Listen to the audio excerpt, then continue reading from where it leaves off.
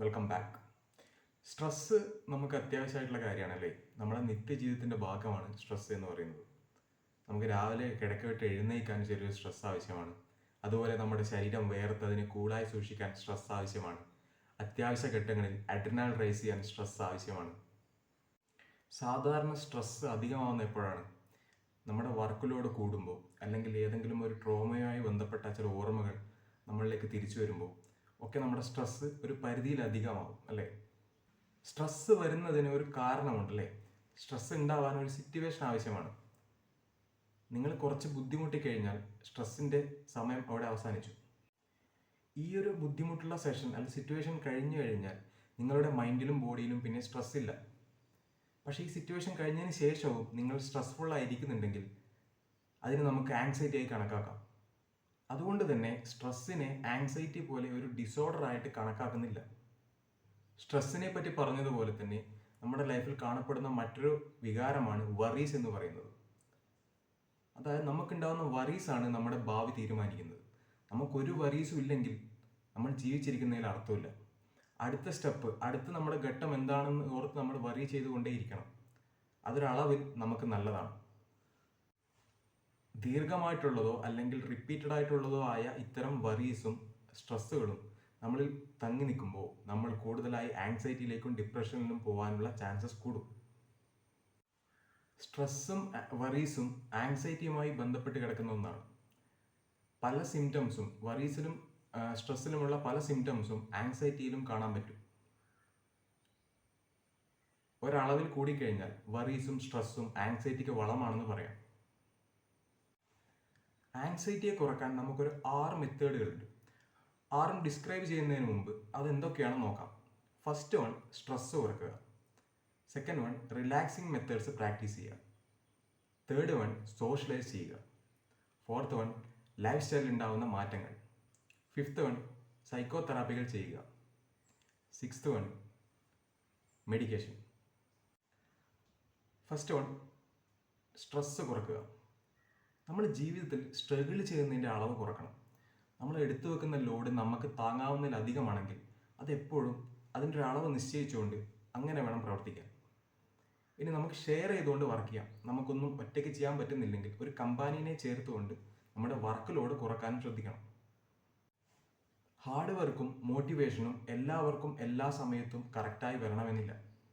അതുകൊണ്ട് തന്നെ മൈൻഡും ബോഡിയും റെസ്റ്റ് ചെയ്ത് എനർജി കൺസേർവ് ചെയ്തുകൊണ്ട് കൂടുതൽ ഭാരമെടുത്ത് തലയിൽ വെക്കാതെ ജീവിക്കേണ്ടത് ആങ്സൈറ്റിയുള്ള സമയത്ത് അത്യാവശ്യമാണ്. ഈ വീഡിയോയിൽ ഒരു 5 ടൈപ്പ് റിലാക്സേഷൻ മെത്തേഡുകൾ നമുക്ക് പറഞ്ഞു പോകാം. First one, deep breathing. Deep breathing എന്ന് പറയുന്നത് റിലാക്സേഷൻ മെത്തേഡുകളിലെ ബേസിക് ആൻഡ് ഫസ്റ്റ് ഓപ്ഷനാണ്. മൂക്ക് വഴി മാക്സിമം ശ്വാസം എടുത്തുകൊണ്ട് വായ വഴി പുറത്തോട്ട് വിടുന്ന രീതി. യോഗയിലും മറ്റും നിങ്ങൾ പ്രാണായാമമൊക്കെ കണ്ടിട്ടുണ്ടാവും അല്ലേ. അതേ മെത്തേഡ് തന്നെയാണ് ഇതും. ഇത് എങ്ങനെ ചെയ്യണം എന്നുള്ള പ്രോപ്പറായിട്ടുള്ള ഗൈഡൻസ് ഞാനിതിൽ പറയുന്നില്ല. നിങ്ങൾക്ക് ഒരുപാട് സോഴ്സസ് അവൈലബിൾ ആണ്. അത് പറയാൻ മാത്രമുള്ള സർട്ടിഫൈഡ് അല്ല ഞാൻ. അപ്പോൾ നിങ്ങൾക്ക് ഒരുപാട് സോഴ്സ് അവൈലബിൾ ആണ്, അവിടെ കയറി ചെക്ക് ചെയ്യാവുന്നതാണ്. അടുത്ത മെത്തേഡ്, പ്രോഗ്രസീവ് മസിൽ റിലാക്സേഷൻ. ഈ മെത്തേഡ് എന്ന് പറയുന്നത് നമ്മുടെ മസിൽസിനെ നല്ല രീതിയിൽ സെൽഫായിട്ട് തന്നെ ഒരു ടെൻഷൻ കൊടുത്തുകൊണ്ട് അതിൽ ടെൻഷൻ ബിൽഡ് ചെയ്തുകൊണ്ട് കുറച്ച് കഴിഞ്ഞതിന് ശേഷം ശരീരത്തെ മൊത്തത്തിൽ മസിൽസിനെ തളർത്തിയിടുന്ന രീതി. ഇങ്ങനെ ചെയ്യുന്നതിലൂടെ ശരീരത്തിൽ നമ്മുടെ മനസ്സിലുണ്ടാകുന്ന ചില ടെൻഷൻസ്, ശരീരത്തിൽ എന്ന പോലെ തന്നെ മനസ്സിലുണ്ടായിരിക്കുന്ന ചില സ്ട്രെസ് മൂലമുള്ള ടെൻഷൻസ് കുറയാൻ സാധിക്കുമെന്നാണ് പറയുന്നത്. അടുത്ത മെത്തേഡ് എന്ന് പറയുന്നത് വിഷ്വലൈസേഷൻ. നിങ്ങളുടെ മനസ്സിന് സമാധാനം ഉണ്ടാക്കുന്ന സീനോ അല്ലെങ്കിൽ സിനാരിയോസോ ക്രിയേറ്റ് ചെയ്ത് നമ്മൾ തന്നെ മനസ്സിൽ ക്രിയേറ്റ് ചെയ്തെടുത്തുകൊണ്ട് മെഡിറ്റേറ്റ് ചെയ്യുന്ന രീതിയാണിത്. ഇവിടെ എന്ത് വേണമെങ്കിലും നിങ്ങളുടെ ക്രിയേറ്റിവിറ്റിക്ക് അനുസരിച്ച് ആഡ് ചെയ്യാം. അത് നിങ്ങളുടെ മനസ്സിന് കുളിർമ നൽകുന്നതോ അല്ലെങ്കിൽ ശാന്തമാക്കുന്നതോ കാര്യങ്ങളായിരിക്കണമെന്ന് മാത്രം. അടുത്തത് ബോഡി മസാജ്. നമ്മുടെ സ്പായിലും അതുപോലെ മസാജ് സെൻ്ററുകളിലും ആയുർവേദ മസാജ് സെൻ്ററുകളിലൊക്കെ കിട്ടുന്ന അതേ മസാജ് തന്നെയാണ് ഇവിടെ ഉദ്ദേശിച്ചത്. നന്നായി മസാജ് ചെയ്തതിനു ശേഷം ബോഡിയെ സ്ട്രെസ് ഫ്രീ ആയി വെക്കാൻ സാധിക്കുന്നു. ഇത് നിങ്ങൾക്ക് മറ്റൊരാളുടെ സഹായത്തോടു കൂടി വീട്ടിൽ ചെയ്യാം, അല്ലെങ്കിൽ സെൽഫായിട്ടും ചെയ്യാവുന്നതാണ്. അടുത്തത് മൈൻഡ്ഫുൾനെസ് മെഡിറ്റേഷൻ. ഈ മെത്തേഡ് എന്ന് പറയുന്നത് ഇത്തരം മെഡിറ്റേഷനുകൾ നമ്മളെ കൂടുതലായി പ്രസൻറ്റിലേക്ക് ഫോക്കസ് ചെയ്യാൻ പഠിപ്പിക്കുന്നു. നമ്മുടെ പാസ്റ്റിനെ ഓർത്ത് ദുഃഖിക്കാതെയും ഫ്യൂച്ചറിനെ ഓർത്ത് വറി ചെയ്യാതെയും നമുക്ക് ഇപ്പോഴെന്താണോ പ്രസൻറ്റ് അതിലേക്ക് കൂടുതൽ ഫോക്കസ് ചെയ്യാൻ ഇത്തരം മെഡിറ്റേഷനുകൾ നമ്മളെ സഹായിക്കുന്നതാണ്. ഒറ്റ കാര്യത്തിൽ ഫോക്കസ് കേന്ദ്രീകരിക്കാനും ഇത്തരം മെഡിറ്റേഷനുകൾ നമ്മളെ സഹായിക്കും. അടുത്തത് ലൈഫ് സ്റ്റൈലിൽ വരുത്തേണ്ട മാറ്റങ്ങൾ. ലൈഫ് സ്റ്റൈലിൽ പ്രധാനമായും 3 തരത്തിലുള്ള മാറ്റങ്ങൾ കൊണ്ടുവരാം. ഒന്ന്, നമ്മൾ വർക്കൗട്ട് ചെയ്യുന്നത്. സെക്കൻഡ്, ലഹരി ഉപയോഗം കുറക്കുന്നത് അല്ലെങ്കിൽ വർജിക്കുന്നത്. തേർഡ്, നമ്മുടെ ഉറക്കത്തിലുണ്ടാകുന്ന മാറ്റങ്ങൾ പരിഹരിക്കുന്നത്. നമ്മൾ 8 മണിക്കൂർ കിടന്നാൽ പോരാ, 8 മണിക്കൂർ ഉറങ്ങിയിരിക്കണം. 7 to 9 hours ആണ് ഒരു മനുഷ്യന് ഉറങ്ങേണ്ട അത്യാവശ്യകത. നിങ്ങൾ രാത്രി വെറുതെ കിടന്നുകൊണ്ടിരിക്കുമ്പോൾ നിങ്ങളുടെ മനസ്സിലേക്കുള്ള ആങ്സൈറ്റി വർദ്ധിപ്പിക്കുന്ന തരത്തിലുള്ള തോട്ടുകൾ വന്നുകൊണ്ടേയിരിക്കും. അതുകൊണ്ട് തന്നെ ഉറങ്ങാനുള്ള അവസരങ്ങൾ കളയാതിരിക്കുക. ഡെയിലി ഈ തരത്തിൽ 8 to 9 മണിക്കൂറൊക്കെ ഉറങ്ങാൻ ശ്രദ്ധിക്കുക. അടുത്തത്, എക്സസൈസ് ചെയ്യുക. എക്സസൈസ് ചെയ്യണമെന്ന് നിർബന്ധമൊന്നുമില്ല. നിങ്ങൾ ഫിസിക്കലായിട്ടുള്ള എന്തെങ്കിലുമൊക്കെ ആക്ടിവിറ്റീസ് ചെയ്തുകൊണ്ടിരിക്കുക. ചിലപ്പോൾ നിങ്ങൾ കുറച്ചുകൂടി ഗെയിംസൊക്കെ താല്പര്യമുള്ളതാണെങ്കിൽ അത്തരത്തിൽ ഗെയിംസ് കളിക്കാനൊക്കെ ശ്രദ്ധിക്കുക. ഡെയിലി ഒരു അരമണിക്കൂർ മിനിമം ശരീരം വിയർക്കണം. കൂടുതൽ അങ്ങോട്ട് ചെയ്ത് എക്സോസ്റ്റ് ആവേണ്ട ആവശ്യമില്ല. നമ്മുടെ ഈ സിനിമകളൊക്കെ കാണിക്കുന്ന പോലെ ഡിപ്രഷനോ ആങ്സൈറ്റിയും വന്നു കഴിഞ്ഞാൽ പെട്ടെന്ന് പോയി ജിമ്മിൽ ചേർന്ന് 1 മാസം കൊണ്ട് 6 pack ആക്കി എടുക്കുന്നതൊന്നുമല്ല ശരിയായ ഫിറ്റ്നസ് എന്ന് പറയുന്നത്.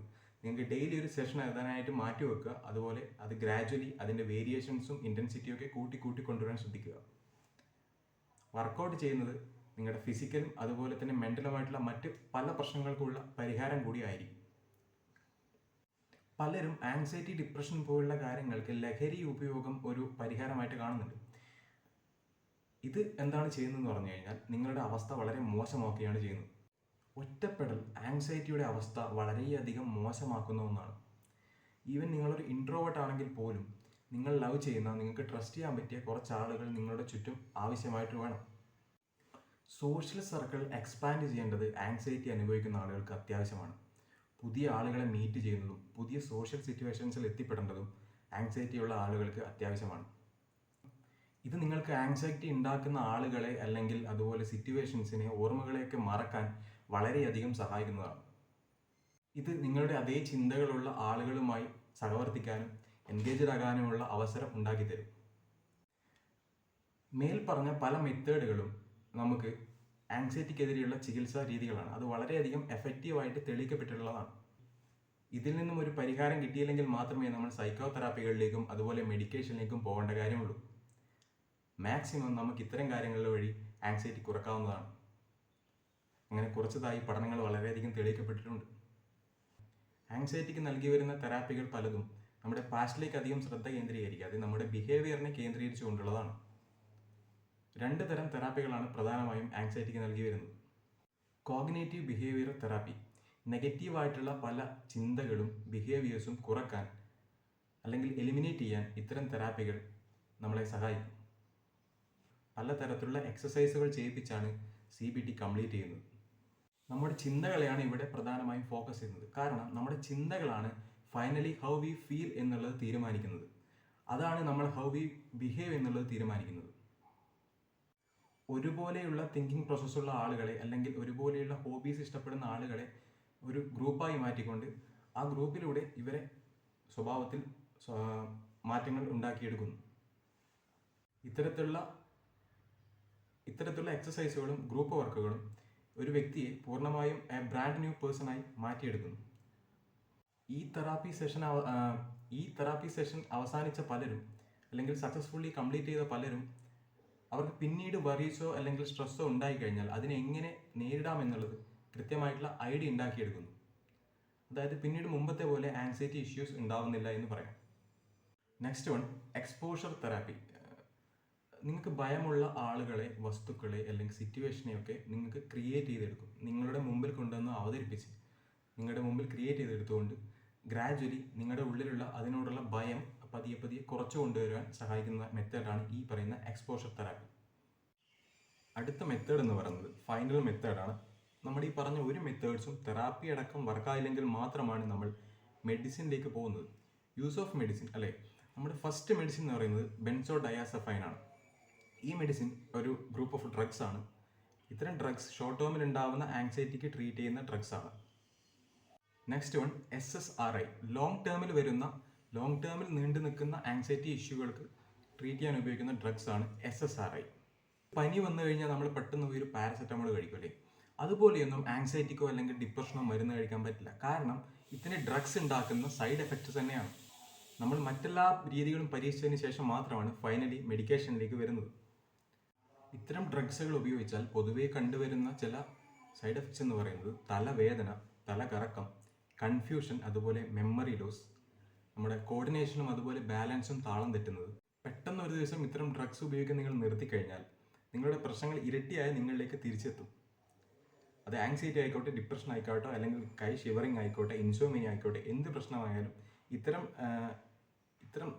മെൻ്റൽ ഡിസോർഡറുകൾക്കുള്ള മരുന്ന് ഡ്രഗ്സ് യൂസേജ് പെട്ടെന്ന് നിർത്തിക്കഴിഞ്ഞാൽ അതേ പ്രശ്നമോ അല്ലെങ്കിൽ അതിൽ കൂടിയ പ്രശ്നമോ നിങ്ങളിലേക്ക് വീണ്ടും വീണ്ടും തിരിച്ചെത്തുന്നതായിട്ട് കാണാൻ പറ്റും. കോർഡിനേഷനും ബാലൻസും ഇത്തരം ഡ്രഗ്സുകൾ യൂസ് ചെയ്യുന്നത് കാരണം കുറയുമെന്ന് ഞാൻ പറഞ്ഞിരുന്നു. അത് കാരണം ഇത്തരം ഡ്രഗ്സ് യൂസ് ചെയ്യുന്നവർക്ക് ഡേ ടു ഡേ ലൈഫിൽ അവർക്കുണ്ടാകുന്ന ആക്സിഡൻസിൻ്റെ തോത് നോർമൽ ആളുകളെ അപേക്ഷിച്ച് കൂടുതലായിരിക്കും.